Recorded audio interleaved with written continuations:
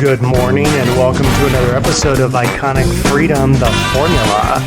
We are setting the standard for accountability and responsibility in our own personal universe. Let each care for self and all will be cared for. Stay tuned for lots more in the Hollywood Palace. Mother, can't you sleep again? I keep telling you about Nitol. How do I know they'll work? Would you believe good housekeeping?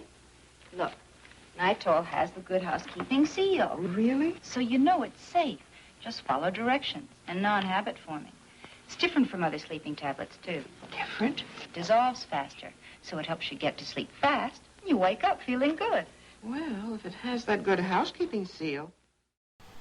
So this week's episode, I want to talk about going into 2024. I mean, if you've been following this podcast for this last year, we've talked about the principles and basically laying the foundation of accountability, ownership of your choices, and responsibility, that ability to respond to those choices. And the reason why I called this the awakening of the new year ahead is because I want to discuss the idea of that cognitive dissonance that happens with a lot of people. Happened with myself, until I, kind of found my own epiphany. The reason why I showed that clip is I thought it was kind of funny. I saw it over the holiday, and what was interesting to me about it was the credulity of basically marketing back then, that this woman and, the daughter, I'm assuming, that they were willing to take an outside source of the good housekeeping seal and decide that that was the reason why they were going to take that medication. But what I want to apply that to, I want to cross-apply that idea to this understanding of how we do this all the time in our world, that we incredulously, we just accept things that other people are saying. And you're going to see in some clips today, and especially the final clip, that talks about, some of the shenanigans that was going on with the election, how this actually plays a part in your everyday life, that you accept what other people are saying without any question of it. Everybody knows this, it's common sense. Those kinds of statements are ways to basically quell conversation, to quell argument, to get people to be silent, and to try to shame people into basically shutting up. So today I want to present the idea of how we can move from having credulousness about things that come our way and that cognitive dissonance, because what happens is when we start to have an epiphany and we start to realize that we've been lied to, there's this thing that goes on in our brain where we just don't want to believe it. We just, to the person who has been, so-called cheated on, or the person who believed something only to find out that it wasn't true. Santa Claus, the Tooth Fairy, the Easter Bunny, for some people it's their religion, and the list goes on and on. But when you think about this, they teach a person to not own the responsibility of their choice to go and look something up.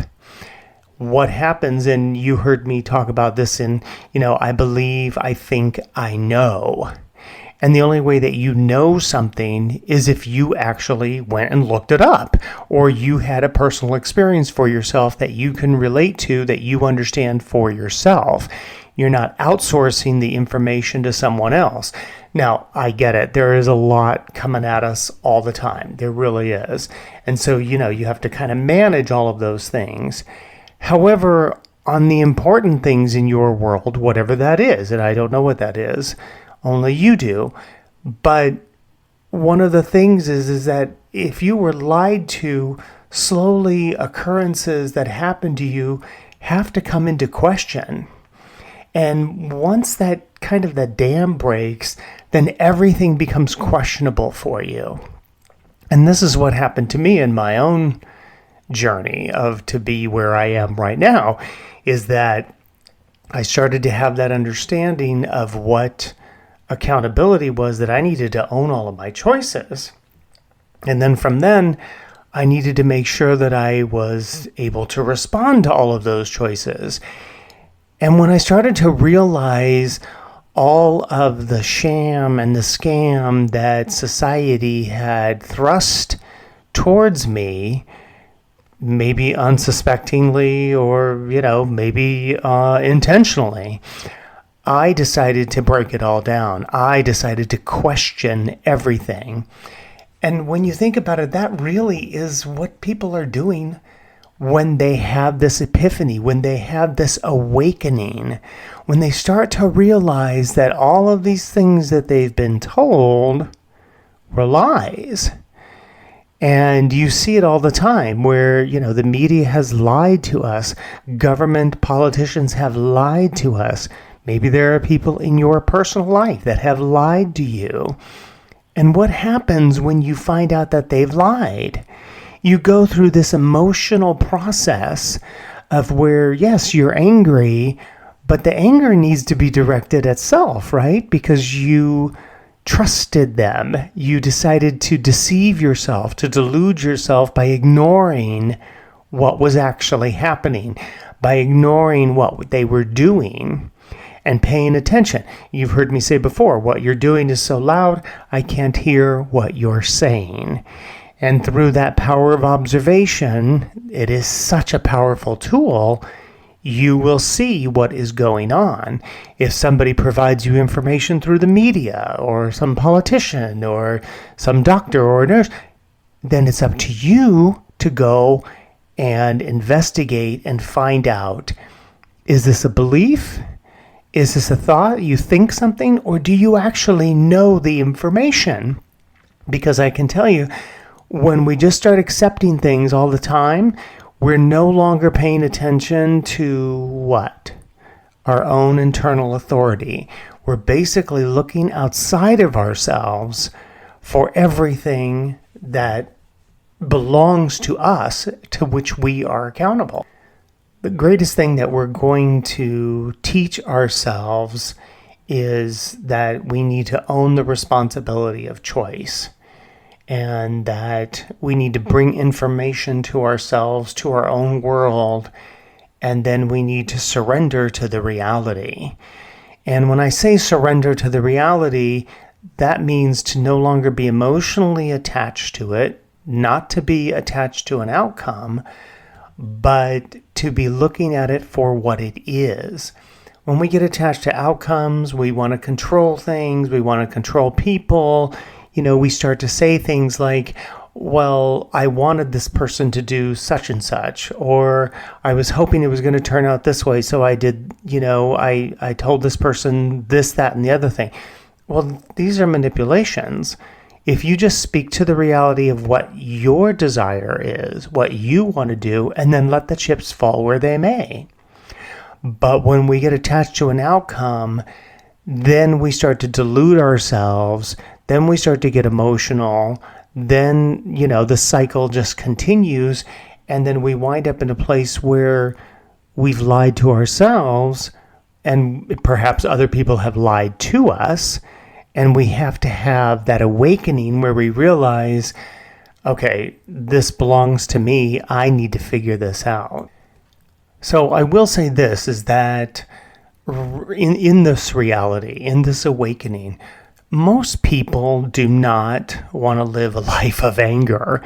You see a lot of people that are out there that are like this, and I could tell you that it is our nature to be harmonious, to be in harmony with nature, and to be in harmony with our friends and our family and our relationships. And when you do the micro and you expand out to the macro, of course you would want to apply that to cities and townships and countries and states and those kinds of things. And to understand that when people are playing these games and they're trying to gin up, anger, and suddenly everything's outraged and everybody should be upset and this is unacceptable, and it's like, well, is it really that, or is it just you using marketing techniques in order to try to manipulate and control me? How are you going to find it out? You have to take ownership of researching whatever that project is. Now, one of the things that I want to bring up is, because I think this is such a great example, is recently the Twitter files, and how I found fascinating the interview that Kyle Seraphin did with Matt Taibbi. And Matt Taibbi was basically challenged with the idea, him and a couple of other people, with going in and basically mining through the data to find out what was the reality.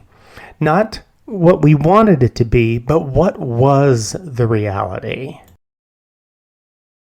So we're talking to Matt Taibbi, who was one of the original journalists to break open the story of the Twitter files. And I want to get into that right now because we're talking about the analogs between the Soviet Union. We're talking about what we're seeing in America. It's not nearly as formalized a relationship. Maybe you can kind of talk about what you guys started seeing as you peel back the curtain there.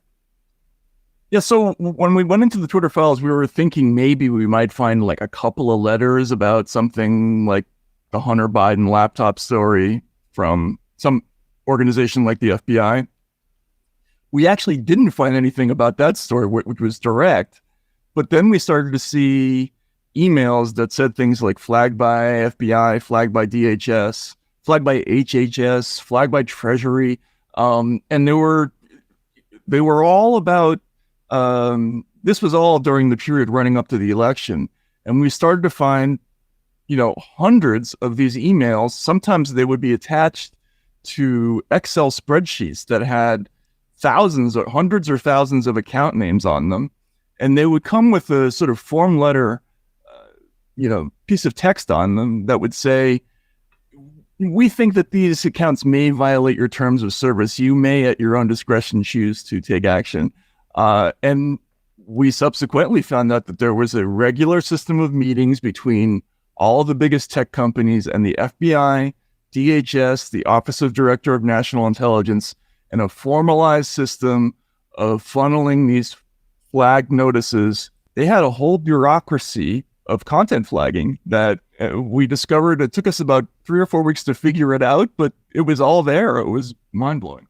The other question I have... One of the things that I really like about that is how Taibbi says that when we went in looking for this stuff and we were kind of, going through all the data, and then it just blew our minds of what we actually found. One of the hardest things to accept is the fact that you were lied to. Slowly, occurrences happened that you had to question. And then once a person gets, oh my gosh, I was lied to, suddenly this dam breaks and now everything becomes questionable. And a lot of times, you'll see politicians that will be out there and they'll be very repetitive, but the repetition is out there in order to help the conscious mind basically to assimilate and to integrate certain things. If you wait for the reality to show, let reality be your best friend. And if you will allow it, it will show itself. One of my friends said, that he kind of adopted this perspective of just wait. Something happens, just wait. Because you don't know how quickly whatever the situation is may resolve all on its own. But when people want to control and manipulate things, then they want to jump in and they want to start saying and doing when all they had to do was step back and wait. And I've taught this to my team. I've taught it to other people that I've worked with. I learn it myself all the time. Just wait. And suddenly, within 10 minutes or a short period of time, things start to resolve. Was that they went in looking for the Hunter Biden laptop story, and what they found was something even crazier. I likened it to imagine if you were digging and you were looking for fossils and you suddenly found like a little hole that just drop down. They actually have a place like that called the Inner Space Cavern in Central Texas. And apparently what these guys were doing is they were digging and excavating to find places to put the pylons for I-35. I believe it was for I-35, the interstate. And as they were digging down, they just opened up this hole that just seemed to just drop like precipitously down 20, 30 feet into the ground. And it was this open, huge cavern. And when they went and started excavating it, they found all kinds of wild stuff in there. There was like a saber-toothed tiger that had fallen in there. And I think they had like a woolly mammoth or a mastodon type thing. They had all these animals that had fallen into like what had been basically a sinkhole and that had been kind of built up around. And that bubble had either flooded and managed to keep that cavern still. But it's this massive like walk in and it's just this cathedral type ceiling. And that's what they found. They basically were looking for like one relic of what might have happened. And when they got into it, they found this huge cavern. And the cavern was government censorship and coming after us and the slanting of the narratives. And the thing that I found also very interesting, which many of you guys already know this stuff, but it's worth hearing it from somebody who saw the machinations. They were artificially tweaking, boosting certain signals and deboosting other signals. Now, if you're aware of that in real time, it doesn't do anything to you. You go, oh, that's bullshit. I'm going to go find the real thing. But what they were doing is doing it in such a way that as they did it, a lot of people's opinions about reality shifted because they were actually trusting that these were done in good faith. Now, what Kyle does is he speaks directly to the idea that people just, with a lot of credulity, just accepted certain things. And what they didn't realize they were accepting was they were accepting a reality that was not a reality. Now, they wouldn't have done that, right, if they'd had a level of accountability where they did their own research, where they didn't just listen to something. They actually said, okay, that sounds a little far-fetched, right? But how many times has your government lied to you? The Pentagon Papers, Vietnam, Monica and Bill Clinton, Watergate. I mean, do we just keep going on and on with the list?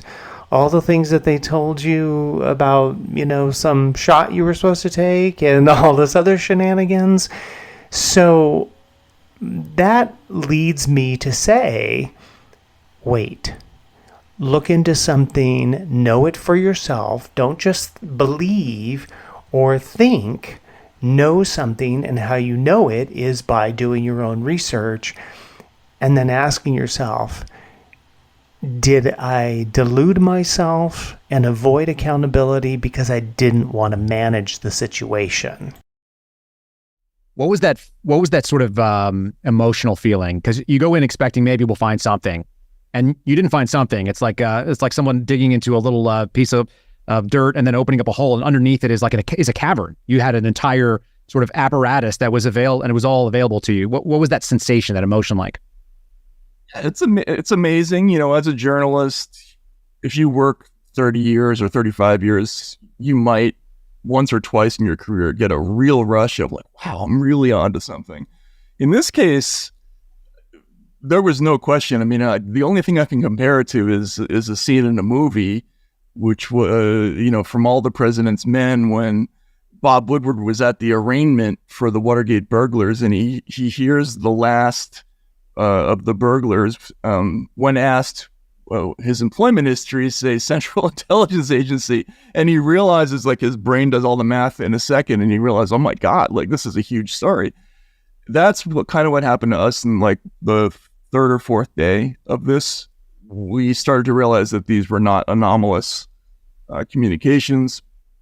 We started to find letters where Twitter employees were sort of joking about how the FBI and DHS were their partners.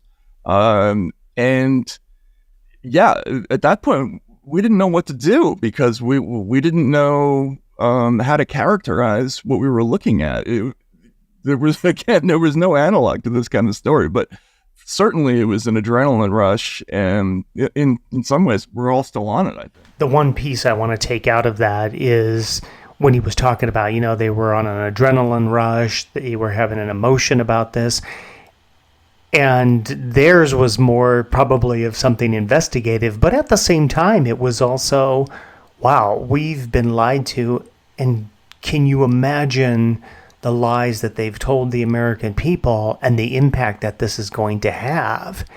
And you've seen that, right? You've seen it firsthand when, all of a sudden the food pyramid is a lie, when you find out that, there were certain lobbyists who were paying attention and who were buying people off in order to, promote their product instead of other products so that, we can come back around and say how, meat or butter or eggs or bacon are bad for you. And then we find out in an investigation that somebody got paid off in order to say those things. Well, that's a lie. Well, I had a really odd incident when, I testified before Jim Jordan's Weaponization of Government Committee, and while I was testifying, the IRS actually visited my house. Was that concurrent? I thought it was the day after. It was the same day that you were doing it? It was while I was testifying. Yeah, I'm sure that was an accident, huh? Yeah, I mean, what are the chances of that? But I thought it was too ridiculous to be, related, and I told the committee only because I thought it would be irresponsible not to. Like, it's potential witness intimidation. I had to let them know.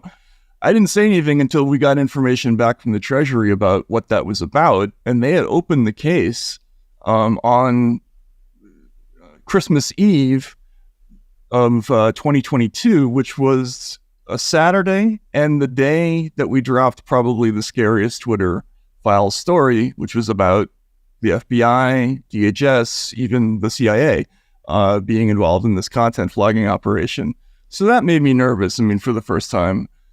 Some of the, I think there have been some hints behind the scenes. Maybe Elon heard some things that, from people in the government or, connected to government about displeasure that they were having with these reports.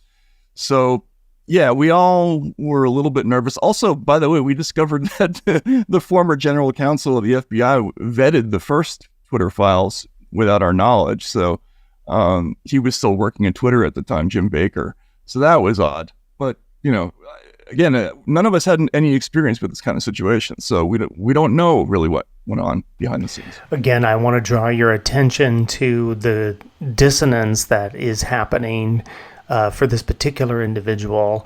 And I mean, let's face it, information is powerful to people. And people that control information feel powerful because they're able to control and manipulate massive groups of people. So this is an issue, right? So going into 2024, we want to make sure that we're not being incredulous, that we're, doing our due diligence and we are investigating things and we're looking into things and we're paying attention because it's going to get wild, folks.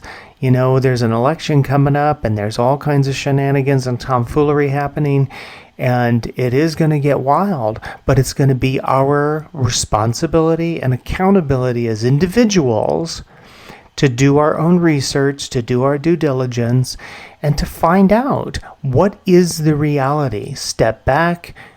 Don't just take a headline and think that that is the reality. Dig deep into it and you will find out what that reality is.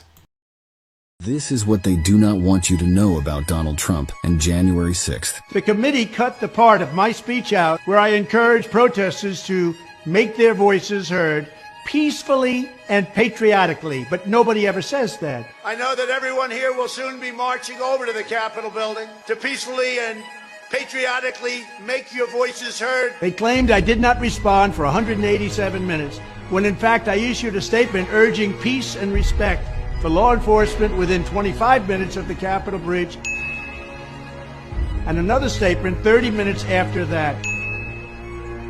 The real story is what the Unselect Committee did not mention in their fake trial. Days before the protest, I urged the deployment of 10,000 to 20,000 National Guard troops to keep the event safe for all involved. We wanted security, we wanted safety. There was no insurrection, and there wasn't going to be an insurrection. It was made up by these sick people. Nancy Pelosi and the D.C. mayor refused. If they'd listened to me, my recommendation, none of this would have happened. They covered up multiple tweets, and they covered up a video which were censored by Twitter and the FBI, in which I called for law and order and for no violence.